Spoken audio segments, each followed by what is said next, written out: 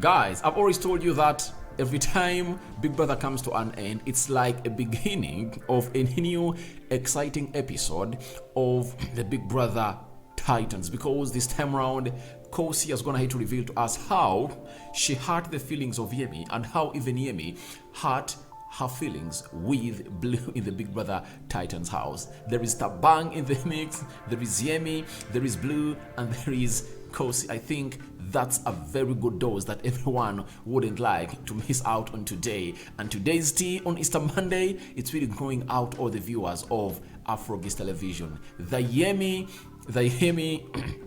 Khosi shippers, the Khosi Tabang shippers, and the Yemi Blue shippers. Welcome to this channel. Good morning. Easter Monday it is, and where are you watching us from? Rock and David remains my name. Guys, thank you for all what you had on Easter, and I think you guys had a very fantastic Easter Sunday, and you celebrated the resurrection of Jesus Christ with a hype. And so today we happen to have landed on this video where Khosi was interviewed by Pepperdem, and she really had to reveal to us how it meant for her to be really handling two ships in the house. Remember, after Ebuka came out and revealed, they spilled the secrets of Yemi going to Blue most of the time before he really went back to sleep with Khosi. Everything was not all that rosy between Khosi and Khosi and Blue. Then when Yemi was asked by Khosi that, do you really have something with Blue, said no, and then there comes in Ebuka and really spills the beans. And after spilling the beans, Khosi knew that I need to find myself in a position of really going to the levels of really protecting my feelings and obviously moving ahead before I really call it quits with Yemi. So allow me to leave you with Khosi on how she really planned her game after being hurt by Yemi, and then she really projected another romantic scenario with Tabang. Positive stuff. It does inspire people, and I think that you should just continue doing it. Yeah. Now let me ask you some questions about things that happen in the house, right? So one thing that I wanted to know is, we saw you in the diary room discuss or other people say about you, right? And a lot of the times, us as viewers, when we're watching, we know this person is saying this, but we're thinking, does Khosi know, right? So a little time will pass and you speak on it and we're like, so Khosi knows, right? So how were you able to hear things about yourself that was negative or not accurate and ignore them and not confront people and not have that conversation? And why did you decide to do that? How were you able to do that? Why did you decide to do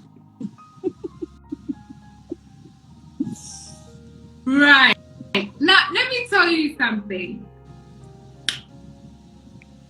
When God is preparing a table for you, I think he already knows the challenges that you might come across, and you think and reason differently, Right.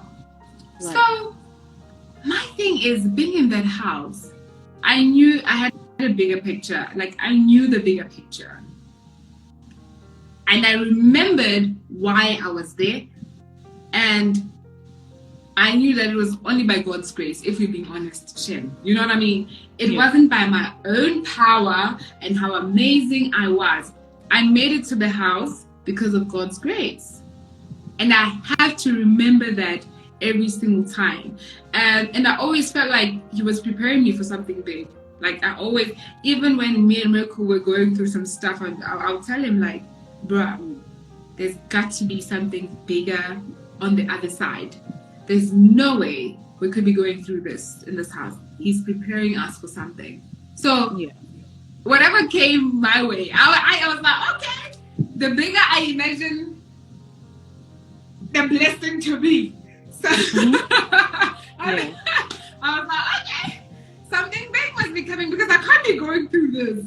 And I never really understood people who are concerned about certain things, because I honestly believe I stayed in my lane. You know, because there's something about staying in your lane. It's like when you're driving. You see when you're driving and there's like 4 lanes.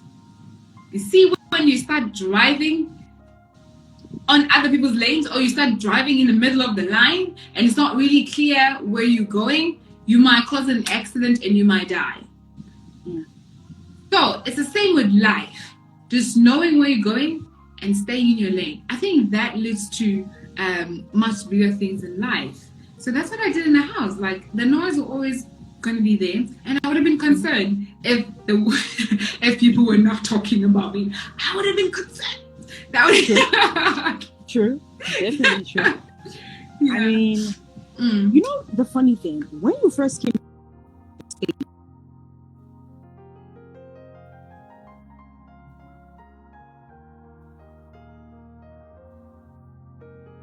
making connections in the house. Yeah. A lot of us viewers were saying, well, she has someone outside.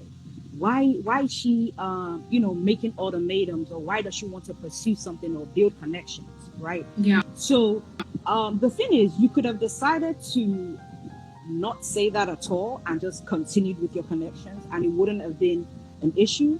But you decided to say that. It would have been less of a problem. So why did you decide to disclose that when you could have easily not, and not gotten any flack for that? Well, it was the truth. I wasn't gonna lie.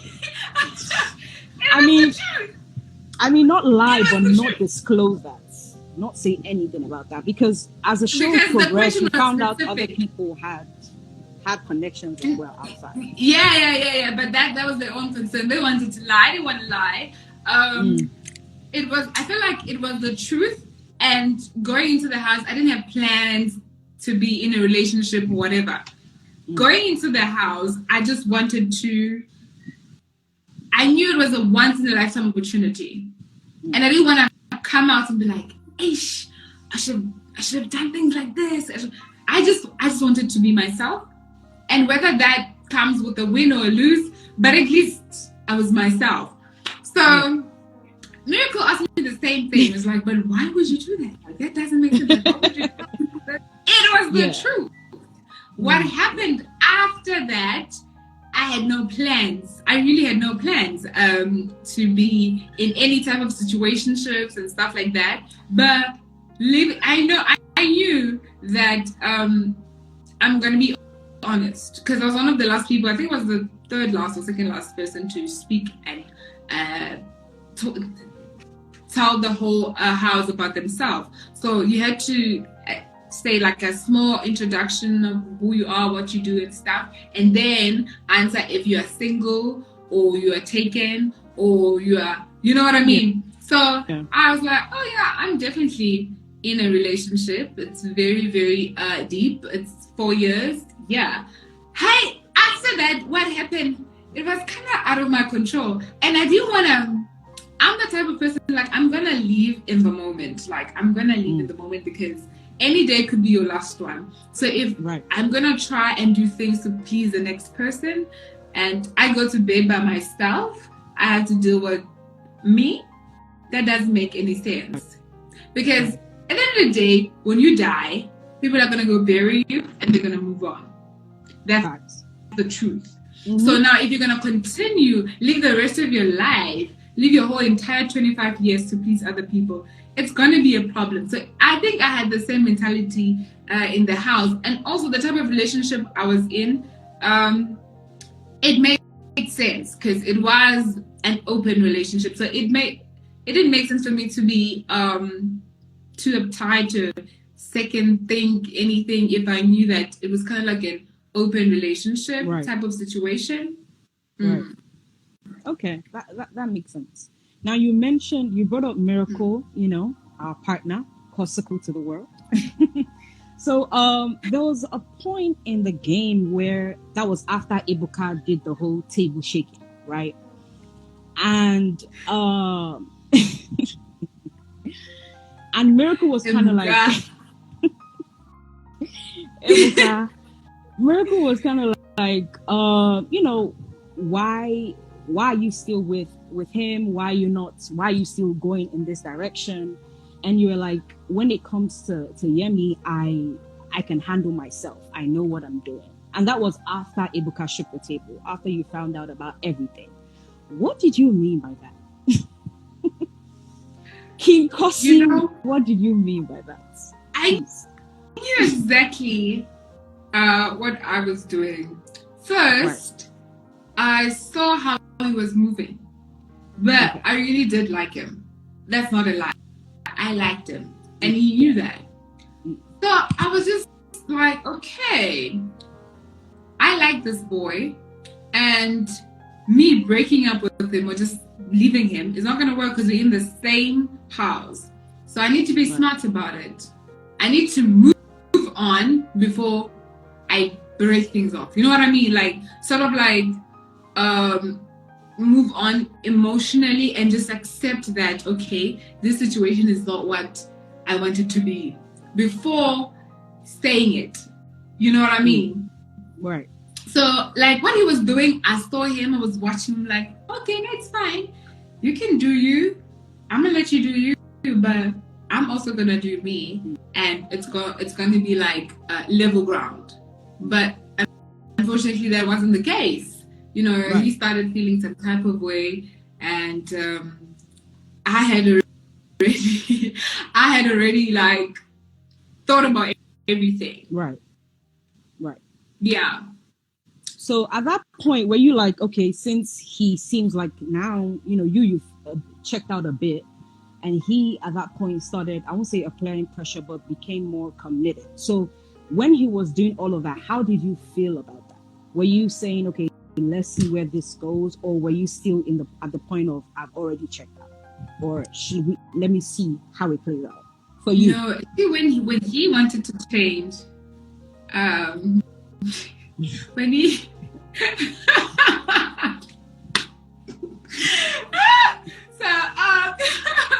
so when that happened, I was very confused because I thought I know like how to go around with the whole thing. But when he did that, I was like, damn, now how do I know this is real? Because I was trying to be ahead of him, but like I was like, what if he's doing this to be ahead of me? You know? So I was like, you know what? I'm going to take some time to give him a chance. Because if he's faking this, he's not going to be able to fake it for long. Right. So that, so that's what was happening. It was just like trying to really see if he's really trying to commit and make things work, or he's just trying to be a few steps ahead in the game. Yeah, so I was just like, okay, let me just see how things are going. And is this really what it's presented to be? Or because if it was true, I'm going to be honest with you, things wouldn't have ended the way they did. Like, all right, you've watched Khosi in there onto the Afro television. So your reactions onto what she really said about how Yemi hurt her feelings and how she hurt her feelings to you are welcome in the comment section below. So you guys have had a very enticing episode of this, and I think it's really going to go down your head and really know what Khosi was going through into that house. I sign out for now. See you later. I cover you all in the precious blood of Jesus Christ. And my Muslim friends, Ramadan Kareem, we have really kickstarted this early enough, and I think you guys are really going to go ahead and really enjoy it. Not so, I'm out. See you later.